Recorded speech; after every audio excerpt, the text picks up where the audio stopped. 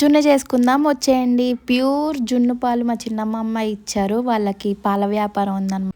Pure జున్ను పాలు తీసినట్టు ఇస్తే హాఫ్ లీటర్కి లీటర్ పాలు వేసుకోవాలి, గేదె పాలు వేసుకొని మనం బెల్లం కూడా సేమ్ మన ఎంత స్వీట్ తింటామో అంత వేసుకొని టేస్ట్ చూసుకుంటూ వేసుకోవాలి. కొంతమంది ఎక్కువ స్వీట్ తింటారు, కొంతమంది తక్కువ తింటారు. నార్మల్గా అయితే హాఫ్ లీటర్కి హాఫ్ కేజీ బెల్లం పడుతుంది. ఇంకా యాలక్కాయల పొడి, మిరియాల పొడి ఒక 2 స్పూన్స్, 1½ స్పూన్ అలా వేసుకోవచ్చు. మనం ఎంత తింటామో చూసుకొని దాన్ని బట్టి క్వాంటిటీ వేసుకోవడమే.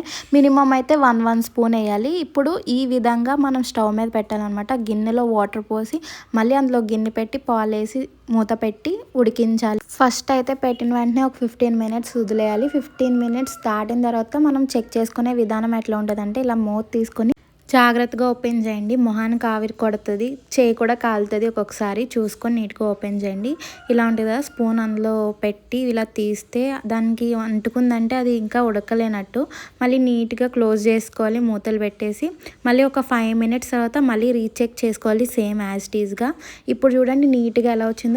ఇప్పుడు జున్ను కుక్ అయిపోయిందనమాట. మనం మంచిగా పక్కన పెట్టుకొని వేడివేడిగా తినేటోళ్ళు తినచ్చు. నాకు వేడిగానే ఇష్టం కాబట్టి నేను వేడివేడిగానే తినేస్తాను. కొంతమందికి ఫ్రిడ్జ్లో పెట్టుకొని రేపు తినడం ఇష్టం. అలా తింటే ఇంకా గడ్డలా ఉంటుంది, బాగుంటుంది.